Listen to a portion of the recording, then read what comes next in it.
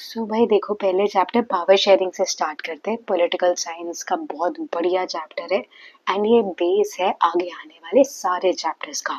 तो भाई अगर ये ढंग से क्लियर हो गया ना, बाकी सारे चैप्टर बहुत आराम से हो जाएंगे। Starting with the chapter power sharing. The term power sharing जो हम समझते हैं, इससे पावर इज अथॉरिटी। अथॉरिटी सरकार के पास होती है, अथॉरिटी गवर्नमेंट ऑफिस होल्डर्स के पास होती है।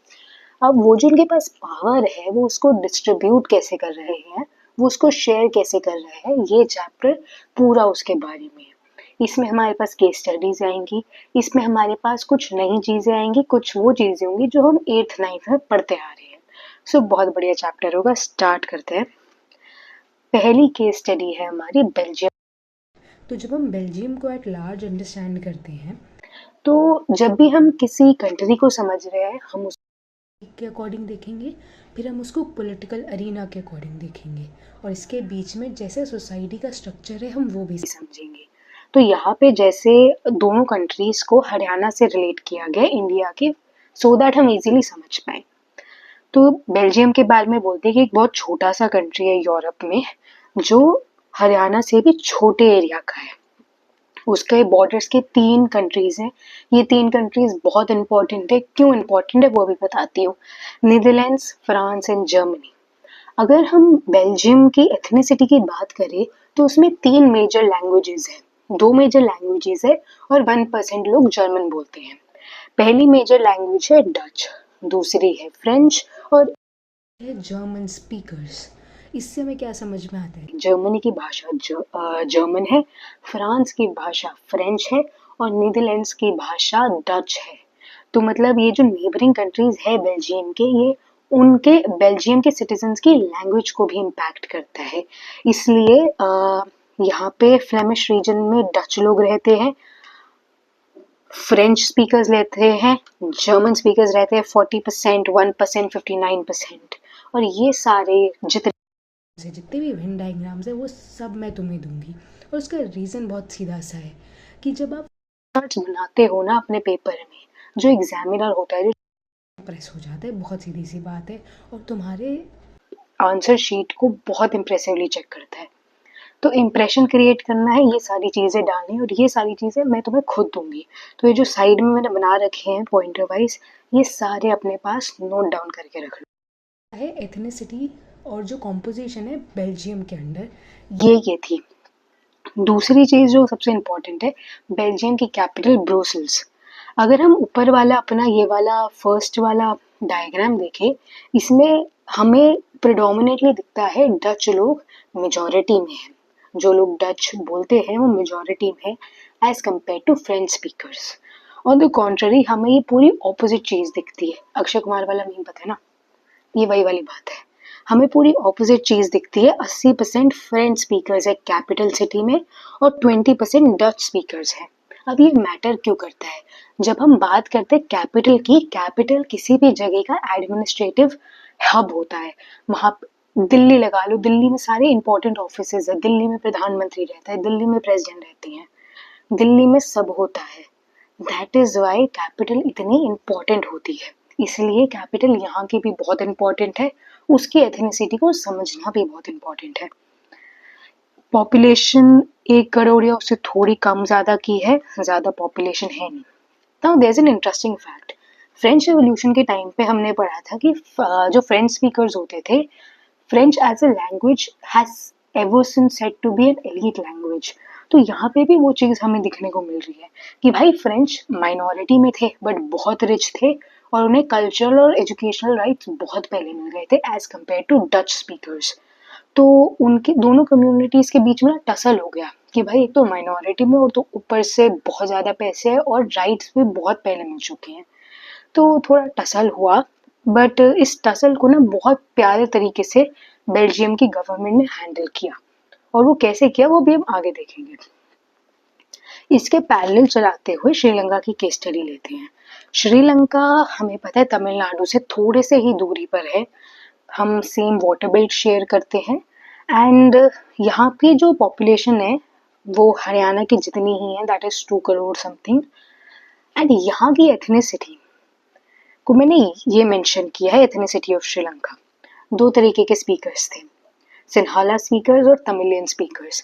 सिन्हाला स्पीकर्स मेजॉरिटी में थे, तमिलियन स्पीकर्स माइनॉरिटी में थे। इन तमिलियन स्पीकर्स की भी दो बाइफर्केशन है, एक इंडियन तमिल्स थे और एक नेटिव तमिलियन स्पीकर्स थे। अब इंडियन तमिल्स कौन थे, ये 1 मार्कर 2 मार्कर में बहुत इजीली आ सकता है।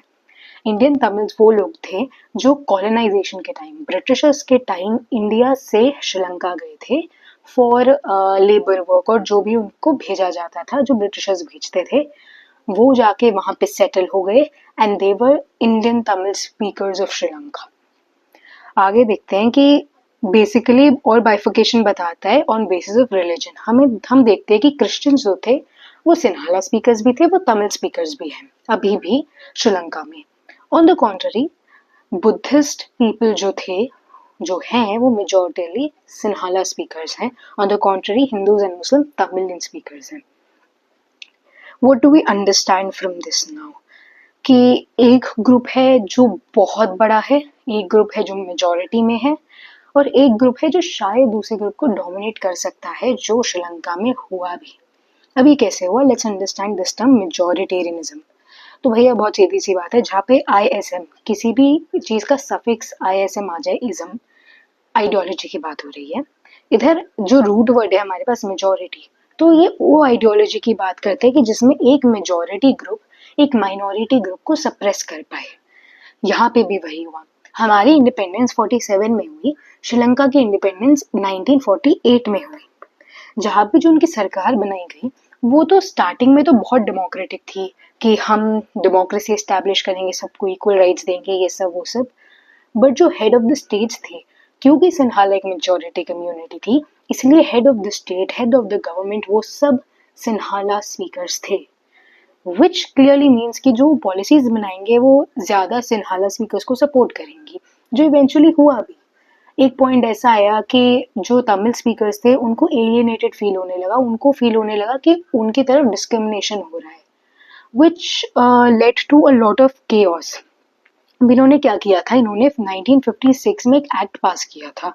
वो एक्ट कहता था कि now the key term here is preferential policies. ये एक्ट क्या कहता था कि जितने भी सिन्हाला स्पीकर्स है, गवर्नमेंट जॉब, यूनिवर्सिटीज, इन सब में उनको एक ऐसा प्रेफरेंस दिया जाएगा, उनको एक लीवे दी जाएगी ओवर तमिल स्पीकर्स। तो उनको, जो तमिल स्पीकर्स थे, उनको बहुत ऐसा डिस्टेंस फील हुआ कि हमारे साथ क्यों डिस्क्रिमिनेशन हो रहा है। इसके साथ साथ एज आई टोल्ड यू कि बुद्धिस्ट जो थे वो सिन्हाला स्पीकर्स थे, तो गवर्नमेंट ने बोला कि फॉस्टर बुद्धिज्म, यहाँ पे जो टर्म लिखे, फॉस्टर का मतलब किसी चीज को ग्रो करवाना। तो गवर्नमेंट ने बोला कि बुद्धिज्म एज अ रिलीजन उसको और ग्रो करवाना चाहिए लोगों को और सरकार को मिलकर। एंड वो सिन्हाला स्पीकर्स का predominant, basically Sinhala speakers predominantly Buddhist थे एंड लोगों को सिंपैथी हुई उनके लिए। बट इवेंचुअली लोगों को लगा कि जो तमिलियंस को स्पेशली लगा कि उनको जो इक्वल पॉलिटिकल राइट्स है वो डिनाई हो रहे हैं, उनके साथ बहुत डिस्क्रिमिनेशन हो रहा है, which actually led to them forming Tamil Eelam. Eelam का मतलब स्टेट होता है, तमिल एलम। उन्होंने अपना एक नया स्टेट बनाने की बात की, उन्होंने अपना एक स्टेट अपने आप को सेग्रीगेट करने की बात की, क्योंकि उनके वहाँ पे सुनी नहीं जा रही थी, उनको वहाँ पे राइट्स नहीं दिए जा रहे थे, which eventually turn into a civil war. भाई अब सिविल वॉर क्या होता है? सिविल वॉर एक बहुत सीधी सी बात है। सिविल वॉर जैसे दो कॉन्फ्लिक्टिंग ग्रुप्स हैं एक कंट्री के अंदर एंड वो साथ में फाइट करने लग जाए and it creates situation of a war, जो एक कंट्री के अंदर ही हो रही है, उसको हम सिविल वॉर बोलते हैं, राइट? तो यहाँ पे सिविल वॉर हुआ। एंड जब भी वॉर होता है ना, war is never good. War में लाइफ जाती है, वॉर में इकोनॉमी डूबती है, कल्चर डूबता है, टेरिटरीज जाती हैं, गेन किसी का नहीं होता, लॉस सबका होता है वॉर में। इसलिए war in this case was also not a nice decision. But Belgium ने, बिकॉज वी सेड कि Belgium did something different, and अभी भी श्रीलंका में बहुत टसल है, which is not seen in Belgium. And Belgium की और थोड़ी कॉम्प्लेक्स डायनामिक्स थी। तो बेल्जियम ने ऐसा किया क्या, लेट्स सी दैट। बेल्जियम ने अपना कॉन्स्टिट्यूशन 4 बार अमेंड किया 1970 से 1993 के बीच में। क्यों किया? क्योंकि वो चाहते थे कि वो दोनों कम्युनिटी साथ में रहे, इकट्ठा होकर रहे। इन्होंने 3-4 चेंजेस बनाए कि पार्लियामेंट जो होता है ना, वो पीपल को रिप्रेजेंट करता है देश के। मान लो जिस कॉन्स्टिट्यूएंसी में मैं रहती हूँ, उस कॉन्स्टिट्यूएंसी से मैंने अपना रिप्रेजेंटेटिव को वोट दिया, वो जाके उधर पार्लियामेंट में बैठेगा, मेरे लिए बात करेगा। रिप्रेजेंटेटिव डेमोक्रेसी इसी बेसिस पर चलती है। सिमिलर पैटर्न बेल्जियम के डेमोक्रेटिक रिपब्लिक पॉलिटिक्स में भी है। तो उन्होंने क्या किया, पार्लियामेंट में उन्होंने equal amount of Dutch speakers और equal amount of French speakers बिठा दिए कि टसल नहीं होगा। किसी अगर मान लो डच स्पीकर्स के जो रिप्रेजेंटेटिव्स हैं वो ज़्यादा हैं, तो ऐसा नहीं होगा कि वो डिसीजन जो बनाएंगे वो फ्रेंच पे अप्लाई नहीं होगा या फ्रेंच को डिस्क्रिमिनेट करेगा। उनको साथ में लेकर चलना था, इसलिए इक्वल नंबर ऑफ स्पीकर्स रखे गए। दूसरी चीज जो इन्होंने की थी, फेडरलिज्म। फेडरलिज्म हम अगले चैप्टर में पढ़ेंगे, बट बेसिकली आइडिया ये है कि जो पावर सेंटर गवर्नमेंट होल्ड करती है, वो बीच बीच में अपने स्टेट गवर्नमेंट्स को, अपनी लोकल बॉडीज को देती रहती है। कुछ गवर्नमेंट्स होती है जो टाइम ओवर टाइम देती है, कुछ फेडरलिस्ट गवर्नमेंट्स होती हैं जो एक अमाउंट ऑफ कॉन्स्टिट्यूशनल पावर उनको ग्रांट करके रखती है कि इतनी तो पावर है आपके पास। अब वो कैसे होगा, क्या होगा, वो अगले चैप्टर में पढ़ेंगे। फेडरलिज्म का बेसिक आइडिया ये है कि सेंटर ने पावर अपनी थोड़ी सी उठा के स्टेट को दे दी कि स्टेट के पास भी थोड़ी अपने राइट्स हों कि भाई हम भी रूल कर सकते हैं, इन पे गवर्न कर सकते हैं इनको। तीसरी चीज जो उन्होंने की थी, एक सेपरेट गवर्नमेंट बनाएंगे ब्रुसेल्स में। ब्रुसेल्स का एक यूनिक फीचर था जो हमने देखा कि फ्रेंच स्पीकर्स 80% थे, on the contrary Dutch speakers 20% थे, which was not the case in the nation at large. And क्योंकि ब्रुसेल्स कैपिटल सिटी है, उसमें ये चेंजेस लाना बहुत ज़रूरी था एंड डिसीजन मेकिंग बहुत क्रूशल हो जाती। तो उन्होंने एक नई पार्लियामेंट बनाई, एक नई गवर्नमेंट बनाई जस्ट फॉर ब्रुसेल्स, जिसमें उन्होंने अपने हिसाब से रिप्रेजेंटेटिव्स डाले जो सिर्फ ब्रुसेल्स के अकॉर्डिंग डिसीजन बनाते थे। अगली चीज़ इन्होंने की थी वो कम्युनिटी गवर्नमेंट। कम्युनिटी गवर्नमेंट ने क्या किया कि मान लो अगर मैं डच स्पीकर हूँ, तो मैं एक डच कैंडिडेट को वोट करूंगी एंड डजंट मैटर मैं ब्रुसेल्स में रहती हूँ या मैं किसी और पार्ट ऑफ द कंट्री में रहती हूँ। This was called as the community government, कि एक गवर्नमेंट होगी अलग से जिसमें हर एक कम्युनिटी का इंसान अपने रिप्रेजेंटेटिव को वोट देगा, irrespective of which part of country they belong to. मैं डच स्पीकर हूँ, मैं अपने डच रिप्रेजेंटेटिव को वोट करूंगी, आप एक फ्रेंच स्पीकर हो, आप अपने फ्रेंच रिप्रेजेंटेटिव को वोट करके पार्लियामेंट में रहोगे। सीधी सी बात है। और इनके जो केसेस होते थे, जो ये चीज़ें डील करते थे, was education, culture, language, all of that इनका डोमेन था। इंटरेस्टिंगली ब्रुसेल्स यूरोपियन यूनियन का हेडक्वार्टर वहाँ पर है। यूरोपियन यूनियन एक ऑर्गेनाइजेशन है जो जितने भी मेजॉरिटी यूरोपियन कंट्रीज है उनको इंटीग्रेट करती है। वो सारे वहाँ पे आके अपनी मीटिंग्स करते हैं, सब होता है। उस चीज़ का हेडक्वार्टर ब्रुसेल्स में है। Fun fact. एंड अगला is one of the most important topics of this chapter.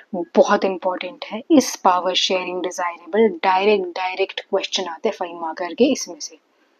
And 5 marker बनता क्यों है, बहुत सीधी सी बात है। ये जो 2 पॉइंट्स मैंने यहाँ पे लिखे हैं ना, ये बेसिकली जो मैंने बनाया है, this is the crux of entire topic. कैसे पावर शेयरिंग डिजायरेबल क्यों है? 2 रीजन है। पहला एक मॉरल रीजन है, दूसरा एक प्रूडेंशियल रीजन है। अब मॉरल और प्रूडेंशियल का क्या मतलब होता है वो देखते हैं। मॉरल तो वी अंडरस्टैंड ना, कि मतलब एथिक्स ड्रिवन है, आइडियाज, आइडियोलॉजी, आइडियल चीज़ें जो होनी चाहिए वो मॉरल्स कहलाती हैं। On the contrary prudential decisions वो होते हैं जो वेल कैलकुलेटेड होते हैं। जैसे अगर आपने कभी नोट किया हो, कोई सरकार अगर कोई स्कीम लाती है तो वो 3-4 डायनामिक्स देखती है, स्टैटिस्टिक्स देखती है कि इस किसको कितना देना चाहिए, किसको कितना नहीं देना चाहिए। वो एक वेल कैलकुलेटेड डिसीजन होता है, उसको हम प्रूडेंशियल डिसीजन बोलते हैं। अब ये हेल्प कैसे करता है? मॉरल डिसीजन तो हुआ कि भाई पावर शेयरिंग डेमोक्रेसी को स्ट्रेंथन करता है, क्योंकि डेमोक्रेसी बात करती है इक्वल से की और इक्वल राइट्स की। तो उस हिसाब से तो मतलब फ्रेंच स्पीकर, डच स्पीकर सबको इक्वल राइट दिए गए, तो ये मॉरल रीजन अच्छा है, डेमोक्रेसी सस्टेन करता है। अब इसमें प्रूडेंशियल रीजन ये है कि जो कॉन्फ्लिक्ट्स होती हैं और पॉलिटिकल इंस्टेबिलिटी होती है वो कम होती है। कैसे? अब यहाँ पे देखें तो पॉलिटिकल इंस्टेबिलिटी की जो हमने बात की थी कि तमिल लोग अपना एक नया स्टेट ही बनाना चाहते हैं। तमिल लोग उनको वोट नहीं देना चाहते जो पावर में है, क्योंकि वो सिन्हाला बुद्धिस्ट स्पीकर्स हैं। तो इससे पॉलिटिकल इंस्टेबिलिटी आती है एंड कॉन्फ्लिक्ट ज़्यादा बढ़ती है। सिविल वॉर हो गई थी उधर, कॉन्फ्लिक्ट्स बहुत बढ़ गई थी। Prudential reason of power sharing होता है कि मतलब पावर शेयरिंग अगर होती है ना तो वो चीज़ें कम हो जाती हैं, वो चीज़ें इरेडिकेट हो जाती हैं। पावर शेयरिंग इसमें हेल्प करता है and this is the entire topic जो 5 मार्कर तक में आता है and which is one of the most key topics of this very chapter. अब बात करते हैं different types of power sharing की। सो पहली जो हमें पावर शेयरिंग की टाइप मिलती है that is amongst the organs of government. हमने 8th में पढ़ा था horizontal division of power, legislature, executive और जुडिशरी। लेजिस्लेचर वो होता है जो लॉज बनाता है, पार्लियामेंट हो गई अपनी, वो लॉज बनाती है, वो लेजिस्लेचर है। एग्जीक्यूटिव 2 टाइप के होते हैं, परमानेंट एंड नॉन परमानेंट। मैं सिर्फ तुम्हें ये चीज़ें लिखी नहीं हुई है but I want you guys to have an idea कि चल क्या रहा है चैप्टर में, सिर्फ याद करते नहीं चल रहे चीज़ों को। जब हम एग्जीक्यूटिव की बात करते हैं, हम परमानेंट और नॉन परमानेंट एग्जीक्यूटिव की बात करते हैं। क्यों? क्योंकि परमानेंट एग्जीक्यूटिव हो गए हमारे IAS officers, non permanent executive हो गए हमारे पॉलिटिशियंस। तो कभी नोट करना, जब पॉलिटिशियंस कोई स्पीच देते हैं, जब पॉलिटिशियंस कोई नई पॉलिसीज लाते हैं, उनका जो ड्राफ्ट बनता है, जितना स्टैटिस्टिक्स को एनालाइज करते हैं, ये सब वो सब जो होता है वो पॉलिटिशियन खुद नहीं करता, वो उसके अंडर परमानेंट एग्जीक्यूटिव्स करते हैं, जो आईएएस ऑफिसर, आईपीएस जो भी होते हैं उनके अंडर, वो सारी चीज़ें हैंडल करते हैं। Then comes judiciary. जुडिशरी एक लॉ इंटरप्रेटिंग बॉडी है, एक जस्टिस गिविंग बॉडी है। जुडिशरी लॉज नहीं बनाती, लॉ सिर्फ लेजिस्लेचर, सिर्फ पार्लियामेंट बनाता है। अब ये हॉरिजॉन्टल डिवीजन इसको क्यों बोला गया है, बहुत सीधी सी बात है, क्योंकि ये एक दूसरे के इक्वल लेवल पर है, ये ऊपर नीचे नहीं है। And these 3 bodies are autonomous bodies, इसीलिए कोई किसी के सुप्रीम नहीं है, कोई किसी से नीचे नहीं है, और ये सारी तीनों बॉडीज एक दूसरे की बॉडी को रिव्यू करते रहते हैं।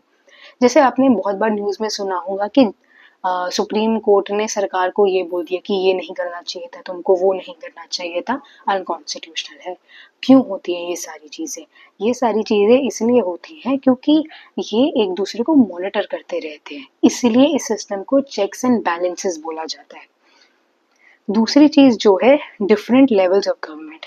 अब हमने एक चीज़ नोट की कि एक तो है कि हमारी इक्वल पावर्स हैं, सबके पास कोई ऊपर नीचे नहीं है।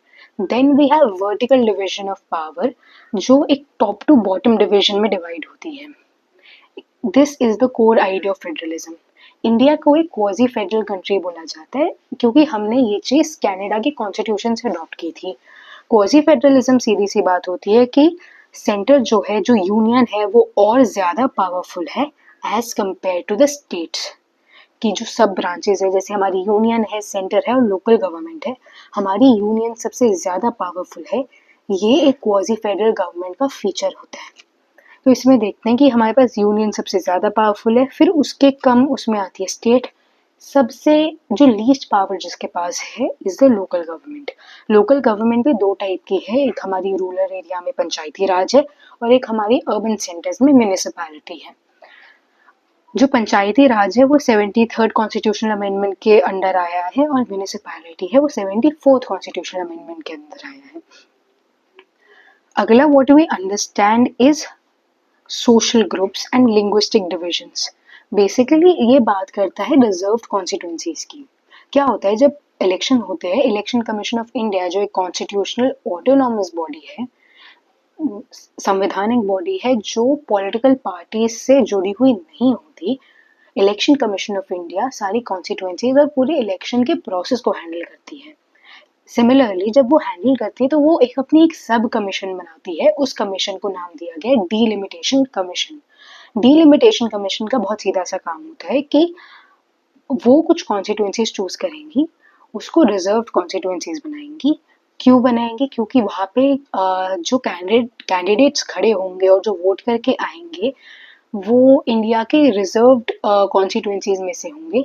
फॉर एग्जाम्पल SCs, OBCs उधर से इलेक्ट होकर आएंगे एंड ये बहुत ईयरली रोटेशन होता रहता है, टाइम ओवर टाइम हर इलेक्शन में रोटेट होता रहता है। इट्स नॉट लाइक कि मान लो कॉन्स्टिट्यूंसी ए से हर साल वो एक रिजर्व कॉन्स्टिट्यूंसी थी पिछले इलेक्शन में, तो वहां से कोई एक SC कैंडिडेट इलेक्ट होकर आया तो अगले साल भी वो होगा जब भी अगले इलेक्शन होंगे। रोटेशन चलती रहती है और वो चीज हैंडल डीलिमिटेशन कमीशन करती है। अगली चीज जो इम्पोर्टेंट है इस प्रेशर ग्रुप्स और ट्रेड यूनियन क्या होते हैं, वो गवर्नमेंट को फोर्स करते हैं कुछ लॉज लाने का जो उनके फेवर में है।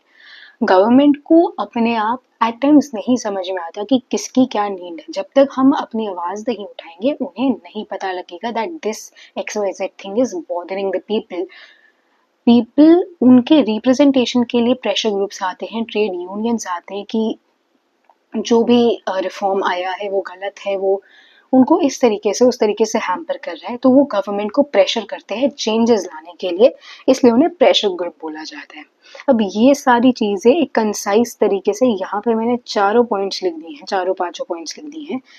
Horizontal division of power, vertical division of power, linguistic groups और प्रेशर ग्रुप्स। एंड ये वाला क्वेश्चन भी डायरेक्टली आता है 5 मार्कर में, MCQs में भी पूछा जाता है कि what is checks and balance system. इन सब के क्वेश्चंस मंथ एंड में मिलेंगे। And that was your chapter power sharing within 25 minutes covered.